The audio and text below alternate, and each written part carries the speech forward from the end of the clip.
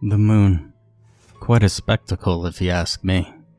It never ceases to enthrall my nocturnal stargazing eyes. I look at it each and every night with a very large sense of wonder, mixed with just a pinch of awe-stricken euphoria. It captivates and compels my curious nature. But as of late, it has also deemed me uncontrollably and utterly paralyzed, with an ever-lingering sense of fear. You see, while the moon may greet me with a feeling of elation while I'm awake, it does quite the opposite when I rest.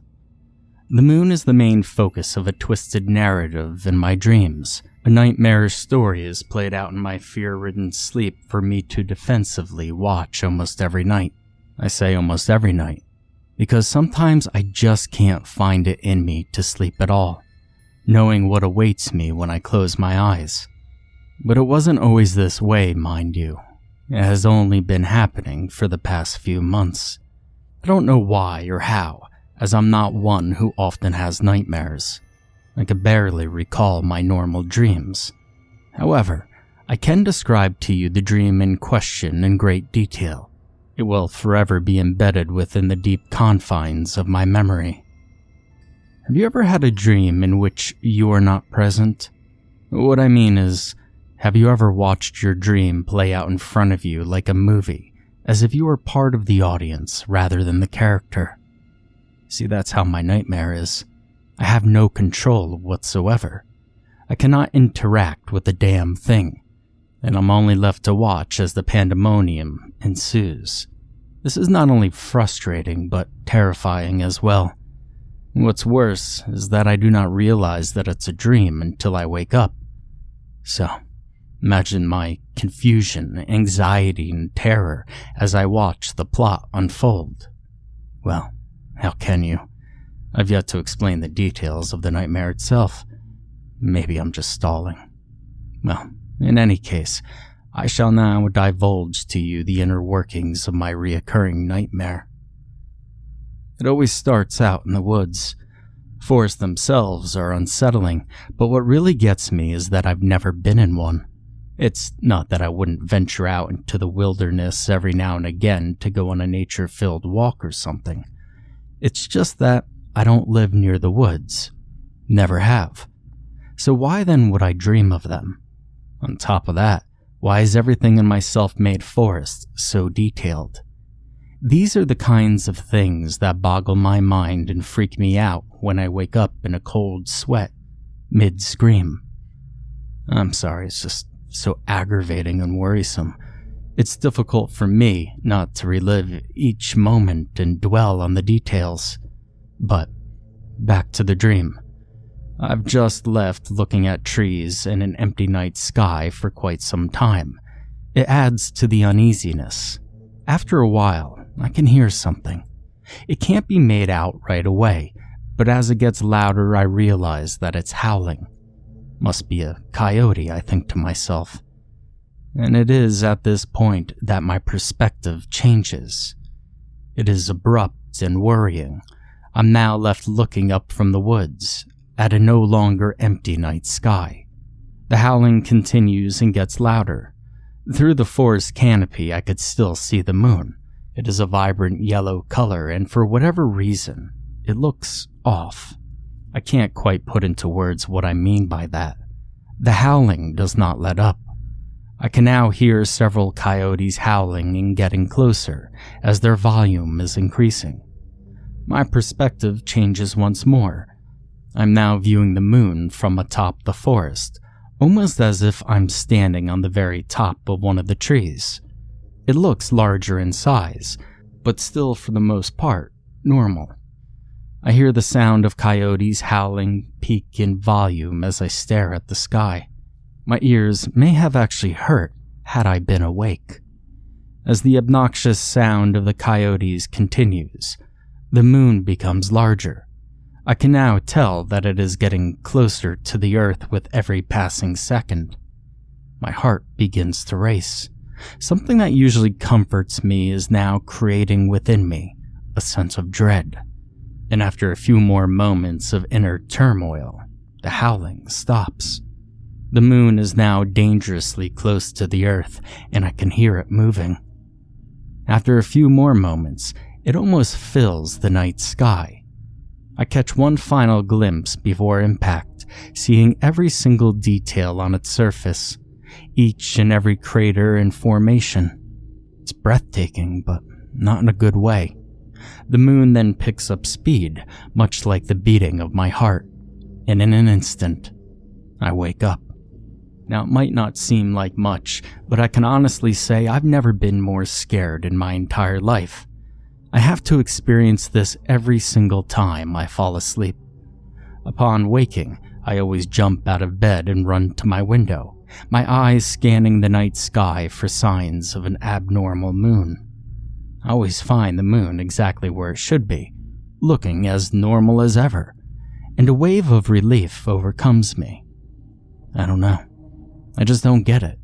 Why has such an odd nightmare made its way into my sleeping brain?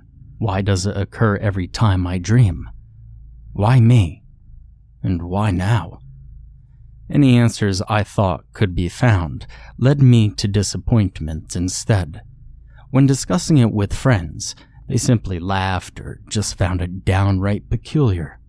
I asked my doctor about it and he simply said, well, maybe it was something you ate. I even contacted a therapist that I found online who specialized in the field of dreaming. After speaking with her on the phone, I determined that she was incapable of offering me any sort of insight on the matter. She told me that the moon represented my past catching up to me, and the coyotes were my inner child trying to communicate and get my attention. It was a load of crap, if you ask me. It seemed that the answers were not within my reach. On one day, however, my luck changed. The day started off normal, as most days do. I woke up in fear and looked out the window. Instead of finding the moon, I found the sun. I became relieved and began my daily routine. Upon making breakfast, I turned the TV on to watch some news before heading off to work, as I usually did. Nothing really interested me until about halfway through the program when they featured a segment about tidal waves. The piece interested me because I live near a large beach and had recently thought about taking surfing lessons. Everything was normal until the segment was over, and one of the anchors turned to the other and said, Monday night's supermoon just might make those waves a little bit taller. What? Supermoon? I'd never heard of such a thing. Monday night? That was only 3 nights away. I immediately shut off my TV, stopped eating my breakfast, and ran to my computer to do some research. I didn't know if or how it could be connected to my dreams, but it was the only lead that I had.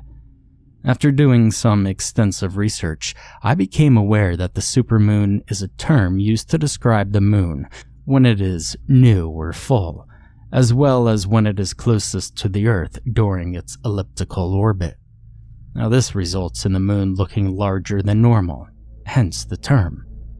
In just 3 days, a full moon is scheduled to occur, and it will also be a supermoon. This one in particular will be very interesting as the moon will be closer to the Earth than it ever has been before, during any of its orbits. It was going to be a true spectacle to behold. I was thinking just the opposite. My fears were now becoming a reality, and there was nothing I could do about it. Nothing I read or researched could ease my anxiety. There was no way that this supermoon was just an eerie coincidence. To me, my dream wasn't a dream, but instead was a premonition of things to come. In just 3 days, the moon would collide with the Earth and destroy the very fabric of humanity. To break the monotony of self-torture, I continued to educate myself on the moon. I sat in a defunct state, endlessly reading and clicking on educational videos pertaining to that great ball of death that lived in the night sky. I don't know why I did this, as it just made the feeling of dread within me grow exponentially. Even so, I kept staring at my computer screen, reading and watching. I would occasionally glance over at my phone, noticing my countless missed calls. It must have been my boss trying to get a hold of me, as I had failed to go to work that morning in light of the godforsaken mess I had found myself in. After all, there's no point in going into work when the world is ending, right? Now, after several hours of tedious learning, I finally grew wary. My eyelids were beginning to droop as the tiredness within me took hold. In an effort not to fall asleep, I kept researching. This backfired as it only made me more tired, and before I knew it, I'd fallen asleep right there in front of my computer screen. And what happened next was inevitable. My nightmare began the way it usually did. I was in a forest, left looking at numerous trees and an empty night sky. I waited for my perspective to change. I waited to look up and see that which frightened me the most. After a few moments, nothing happened. This was about the time my dream's lackluster plot would kick in, so I was a little confused. Even so, I continued to wait. Nothing happened. I was still in the forest looking at trees and a moonless sky. What was happening? Why must this nightmare torture me so? I was now getting anxious. But just then, something did happen. Howling. I could hear howling. This perplexed me deeply. By this point, I should most certainly be looking at the moon. Something was off, very off. I took a deep breath and gathered my thoughts. And that is when it hit me. I just took a deep breath. I could feel my chest muscles expand as I did this. Never before did I even have this control in my sleep. I was actually there. I attempted to walk, and to my delight, it actually worked. This was so strange. I was never a character in this dream before. I always watched the deadly event unfold. With my newfound ability, I ran. I ran to my heart's content through my nightmare's forest. I had movement. I had freedom. I had control. And just then, the coyotes howled in unison off in the distance. I knew exactly what that meant. I thought of that last word again. Control. What exactly did I have control of? My body?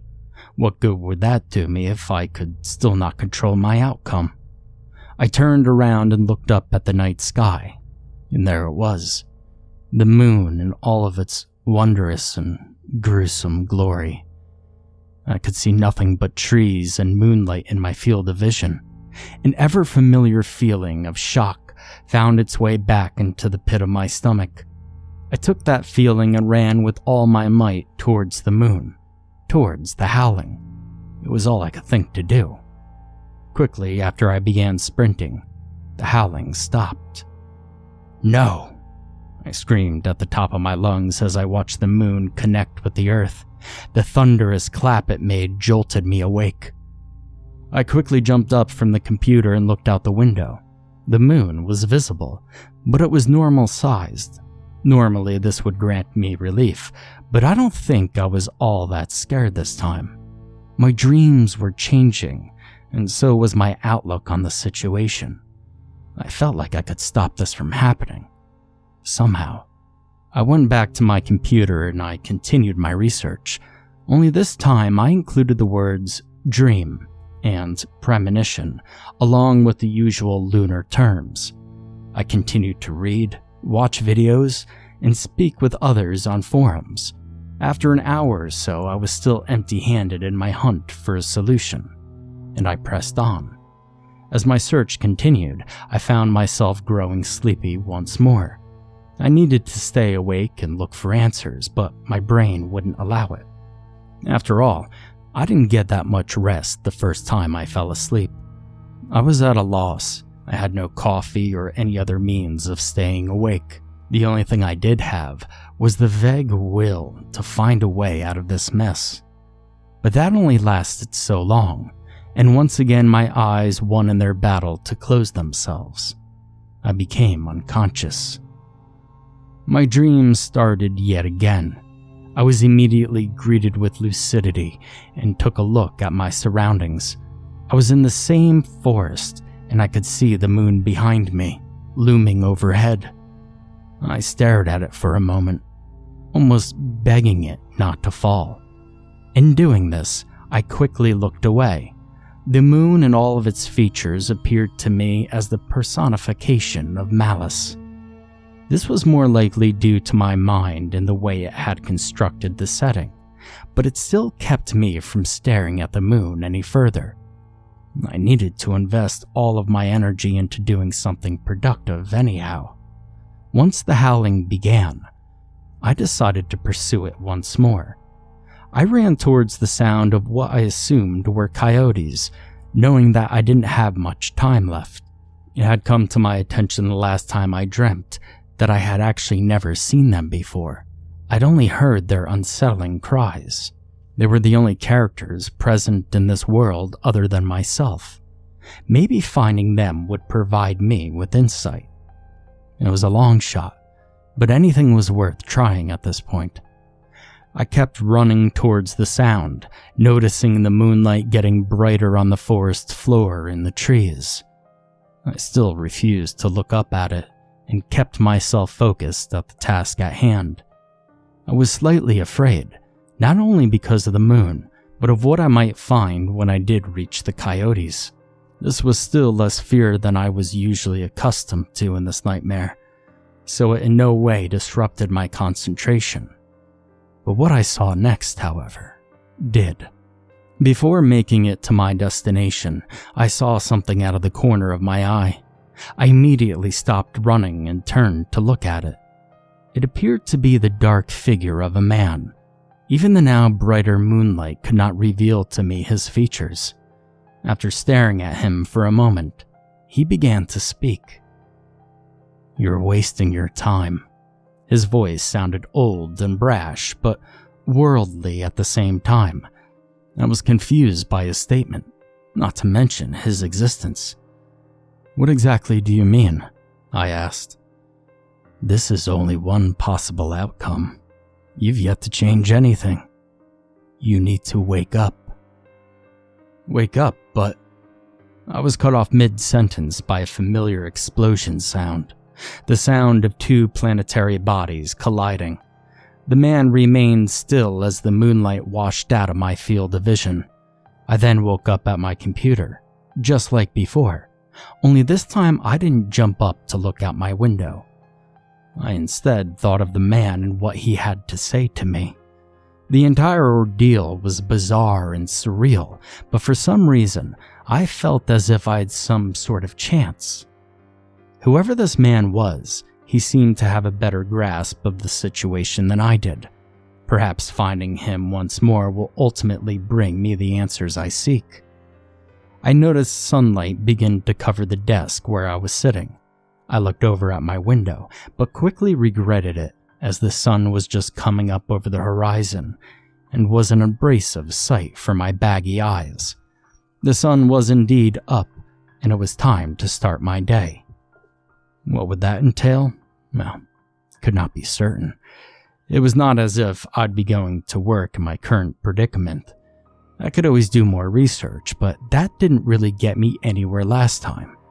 The obvious solution would be try and fall asleep again and find that man, but I no longer felt tired, and to be completely honest, I needed a break. So I sat there for a good long while before coming up with an idea. Meditation. I could attempt to meditate and see where that leads me. May not help me at all, but it was certainly worth a try. Having never meditated before, I went online to look at various how-to guides on the subject. After learning the basics, I decided to give it a go. I was anxious, but I tried to remain calm as any worrisome emotions would prove to be counterproductive when attempting to meditate. I sat down on the floor, closed my eyes, took a few deep breaths, and away I went. At first, clearing my mind was a challenge. All I could picture was the malicious sight of the moon coming towards me. Freaked me out at first, but I then used it to my advantage. Before the moon could reach me, I pictured it going in the opposite direction. I was able to loosen up when doing this and let myself focus on nothing but the moon as it grew smaller and smaller. It kept floating away until it was only a single point in the night sky. I continued to focus on it. Eventually, I was breathing at a much slower rate. My body felt lighter. I almost felt as though I too were floating into the night sky. I proceeded to actually drift upwards towards the moon. It then grew larger as the distance between us became smaller. Within moments, the moon reverted to its original abnormally large size, and I felt myself descend to the ground below. The meditation must have worked. I looked around and realized I was in the forest, the same setting from my dream.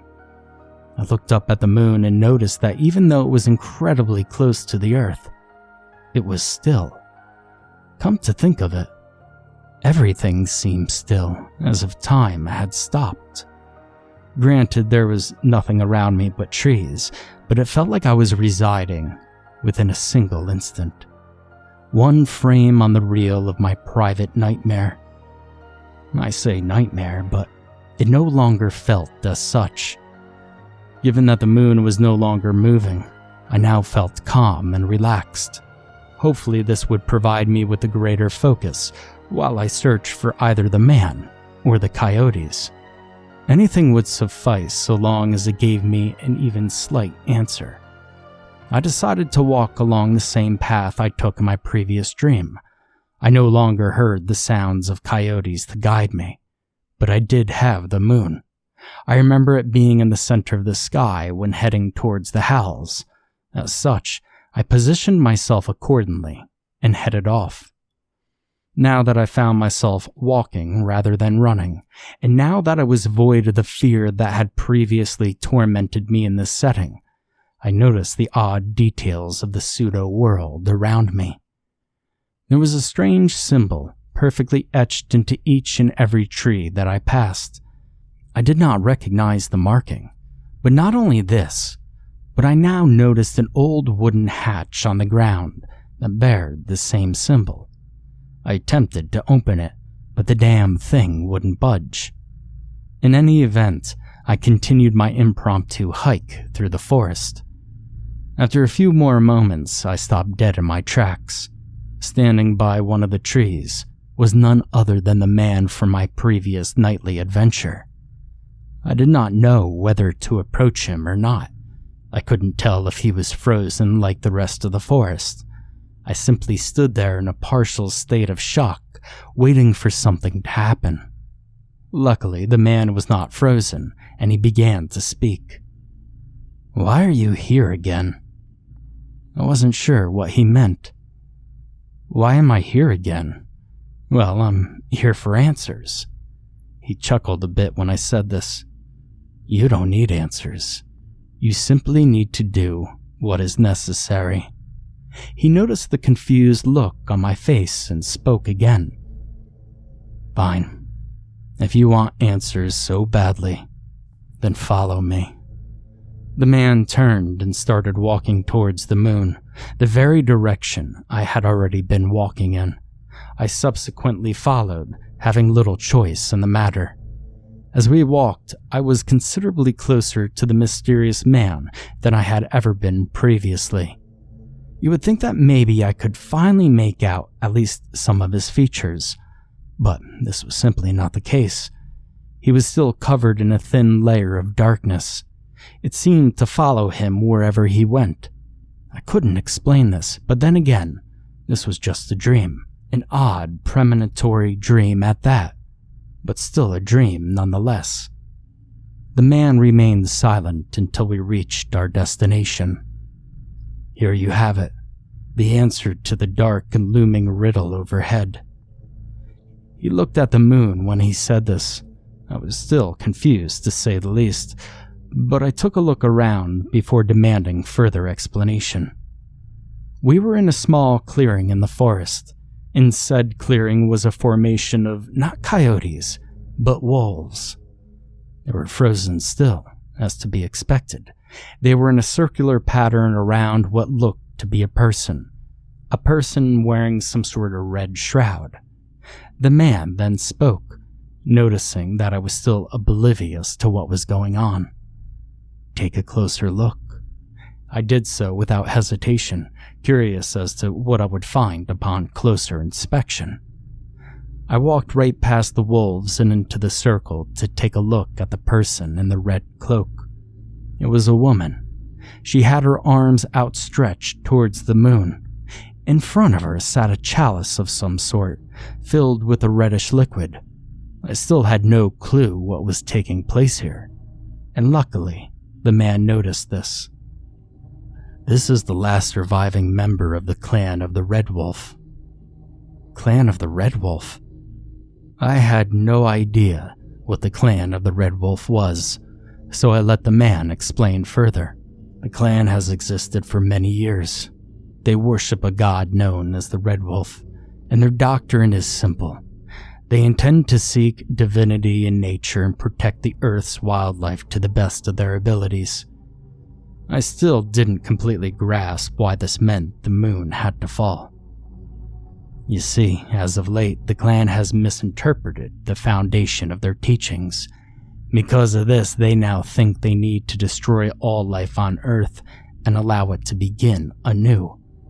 The woman you see before you is the daughter of one of the clan's old members, one who met with a terrible fate years ago. I noticed him stop to collect his thoughts before he continued to speak.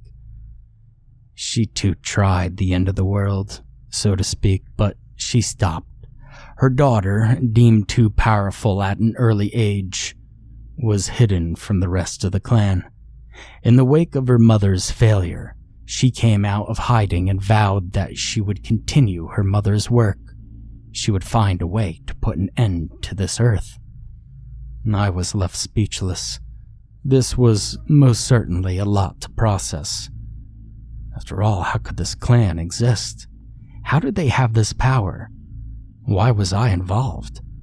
I had so many questions now, and still no solution to my original problem. The man spoke once more as I continued to bathe in the confusion of what I had heard. "You have been chosen to stop this. Otherwise, you would not be having these dreams. And as such, you must do just that. You cannot do it from here, however. This is an illusion. I am an illusion. The only way you could truly prevent this is to travel to this location when you're awake." I still had so many questions. Who was he in the first place? Why exactly was I chosen? Before I could voice any of these questions, the man vanished. He disappeared my very eyes and revealed something etched into the tree behind him. I looked at it more closely and realized that they were coordinates. My eyes widened. I was now afraid again. I would actually have to confront this red-cloaked woman if I wanted to save everything. And if this wasn't bad enough, I heard a loud howling from behind me. The dream was no longer on pause. Within an instant, I saw the moon crash into me with a force greater than I had ever seen in one of my nightmares. The brightness, the sound, everything was magnified. It was because I was at the epicenter of the event, and I could tell you honestly that right there was the most frightening thing I had ever witnessed. And much like the times before, I then woke up. I opened my eyes slowly and gathered my thoughts. I then quickly jumped up and grabbed a piece of paper. I wrote down the coordinates I had seen etched into the bark of the tree. I then caught a glimpse of the moon from out of the corner of my eye. I looked over at the window, and to my surprise, it was nighttime. How long had I been meditating? I looked at the clock on my bedside table and realized that it was 5 a.m., Sunday morning. I had been meditating for almost the whole day. This was a bit shocking, but I didn't let it get to me. Besides, I had a task to complete. I typed the coordinates into my computer to see exactly where they were. To my satisfaction, it was within the country. Unfortunately, however, it was many miles away. If I drove there, I wouldn't get to the outskirts of the woods until Monday afternoon, and then I would still have to hike. The supermoon is on Monday night, so that would be cutting it close. The nearest airport to these coordinates was 237 miles away, meaning I would have to figure out another form of transportation once I got there. I weighed my options for a moment, but then decided to take a different approach. Maybe there was a train station nearby. After several minutes of searching for multiple trains that would lead me to this forest, I had finally found my means of transportation. There just happened to be a train station just 12 miles from the coordinates I had typed in. Apparently, the forest was an old-growth forest protected by the government and it garnered occasional tourism, hence the train stop. I determined that after taking multiple trains and buses to get there, I would arrive at 2:15 p.m. on Monday. That would give me just enough time to reach the coordinates and potentially stop this catastrophe from occurring. I took off in haste as to not give myself enough time to rethink my plan. I knew if I dwelled on what I was doing, I might change my mind and convince myself that I was crazy, and everything I had experienced was nothing more than a strange dream. If I did stop now, I would drown in my own regret and panic come Monday night. Even if I was crazy, at least I was putting the question to rest myself instead of waiting for an answer to come along. After numerous modes of travel, I was finally on the final train, the one that would arrive near my coordinates. I managed to stay awake the entire time, running off of anxiety and the fear of experiencing my nightmare one more time. As the train departed, however, I felt more tired than I had the entire trip there. I could not stay awake for one more second. I willingly shut my eyes and fell asleep there in my seat, knowing what I would dream about when I did. And once again I found myself in the forest at nighttime with nothing but several trees to gaze at, that and the gigantic moon behind me. I decided to run again, but this time in the opposite direction. I wanted to be as far away from the moon as possible as to possibly limit its terrifying properties. With an ever-familiar feeling of dread, I ran as fast as my dream body would allow into the depths of the woods. I'd never headed in this direction before, and was somewhat curious as to what I might find during my run. My curiosity vanished soon after, as I saw nothing but more trees. Not a big surprise there, I suppose. I kept running, without even glancing back once at the moon. And after a while, I noticed that something wasn't right. The wolves should have howled by now. Nothing was frozen like the last dream. I could see the trees blowing in the wind. Maybe I was too far away to hear them, but even still, something felt off. I decided to look back at the moon. It was suspended in the night sky as was to be expected, but it was not overly large like before. It was of a normal size and normal position near the stars. How peculiar. I shrugged off the oddities in my dream and kept running in the direction I was headed. I would have become more anxious had I stayed still, and I was still hoping to find something out there.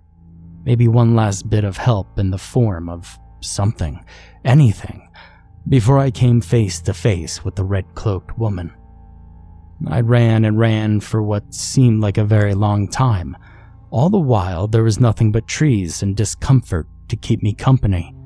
I was beginning to grow tired within my own dream, if that was even possible. And eventually, I came upon something other than a tree. I stopped running when I saw it. It was a railroad running right through the forest. I examined the tracks for a moment, and then I stood on them, looking either way for a train. There was nothing. I continued to stand there, at odds with the damned thing. That is, until the very loud sound of a train directly behind me immediately triggered my adrenaline and fear. I turned to look and saw the train right as it struck my body. I jolted awake at impact. The train had come to a stop. I was at the forest.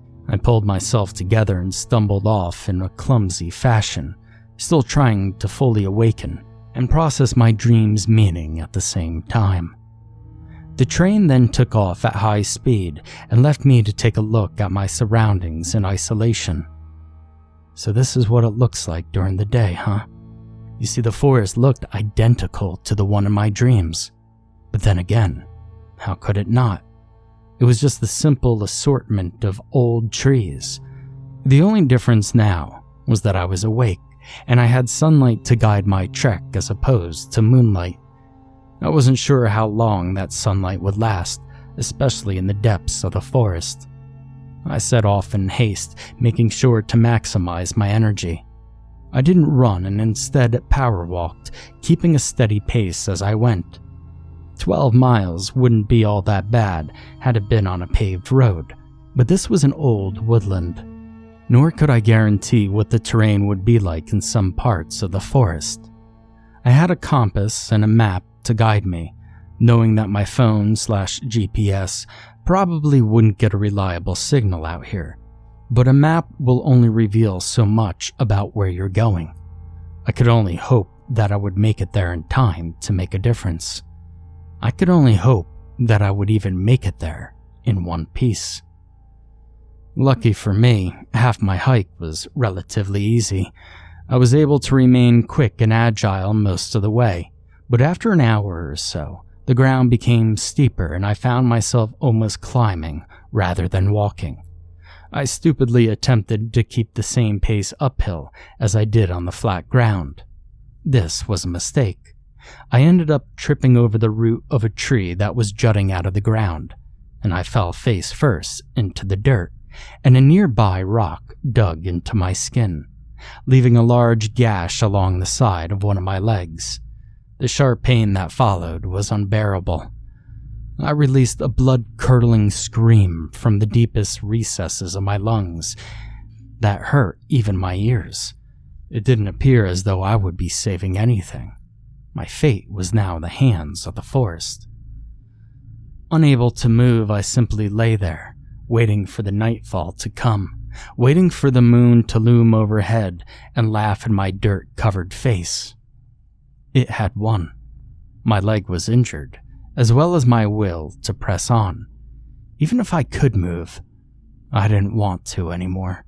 The whole ordeal was mentally and physically taxing, and I just wanted it to all end. As I watched the sky change while the sun was setting, something else came into view. It was a man's face. I couldn't make out any features, but as he spoke, I recognized the voice. "You have to keep moving. It's almost time." It was the man from my dream. How was this possible? Then again, how was any of this possible? I decided not to question it. I had given up after all. What was the point in trying to understand that which was beyond my comprehension? The world would be ending soon anyhow. No, I'm done. I cannot move, nor do I want to. He remained silent for a few moments, causing me to wonder if I was actually seeing things or not. He then offered a response. "Are you really so selfish? You will let this entire planet suffer because you don't want to?" I thought about what he was implying, but before I could respond, he spoke again. "How dare you?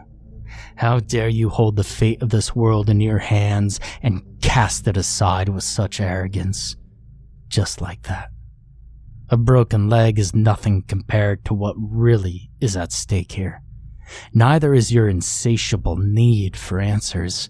You need not know what is happening, only what you must do. You should stop at nothing to complete your task." I was surprised by the ferocity in which the man spoke. He was genuinely disappointed in me. Not only that, but what he had said was true. I was being selfish. How could I let the moon crash into the earth after I had come so far? What in the world was I thinking? With newfound motivation, I found it within me to stand upright again. I didn't require the man's help, nor did I ask for it. I don't think he would have given it to me anyways. I still wasn't even sure if he was really there. For all I knew, he could have been a figment of my imagination. Figment or not, he was right. I had to keep going and see this through. I had no other choice in the matter.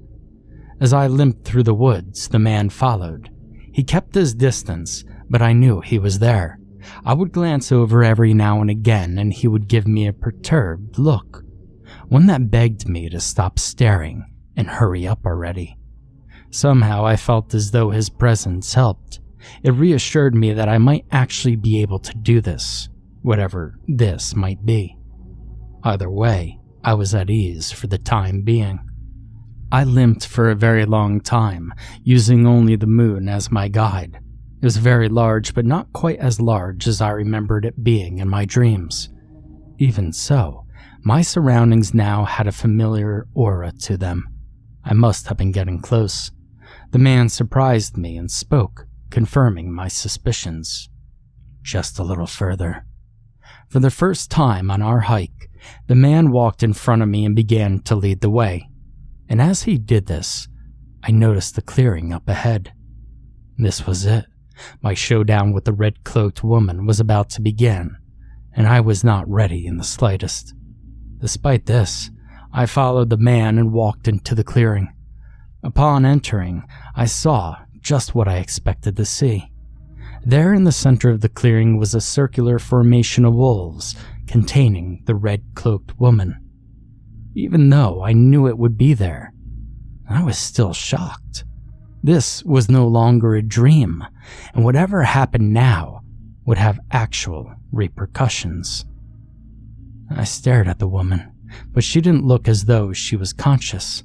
She just stood there with her head down, as still as ever. The man turned over to me with a smile and spoke. "Humans are so easily fooled." He then transformed, for lack of a better word, into a black wolf and ran over to the woman. He passed right through her and vanished. She then awoke instantaneously and looked over at me with that same smile. I was stunned. "Nice of you to join us. We've been waiting for such a long time." The wolves howled in unison, as if they only acted upon her command. I remained silent. "What's the matter? Are you scared? Are you confused? Or are you just plain ignorant?" I was offended by just the tone of her voice. I don't know what possessed me to do so, but I took a step forward. The wolves began to growl when I did this. "Why the rush? Don't you want those answers you came here for in the first place? Don't you want to know why all of this is happening? Well, I know you do." An alluring yet sinister smile crept across her face. I nodded. I did want to know. I wanted to know everything. "Very well. As you know, I'm the last surviving member of the clan of the Red Wolf. My mother attempted to destroy this world years ago, but she failed. She was stopped by a savior. She was stopped by the one the Red Wolf spoke of in his teachings, the one that was to save our world. You could say that the savior succeeded, in a way. I see it differently, much like my mother did. In order to save nature itself, the world must begin anew. The savior failed." I understood what she was telling me, but I knew there was more to it than that. She continued to speak.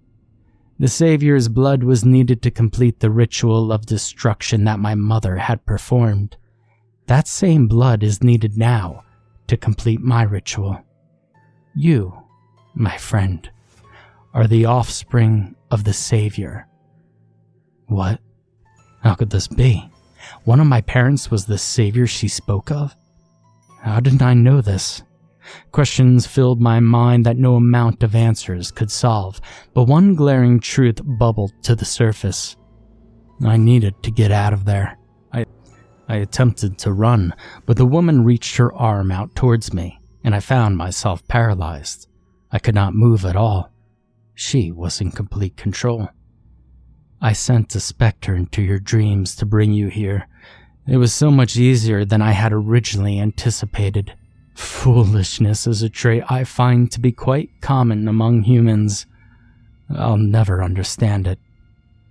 The man was just a spirit. It was her all along, guiding me here so she could complete her ritual. I spent all my effort in trying to get here to prevent the Earth's destruction when I was in fact the key to its demise the whole time. I should have never have come. She clenched her fingers together and I felt my body move on its own. I closed the gap between me and her within seconds. You may now witness that which has tormented you in your dreams for so long. Then you may finally rest.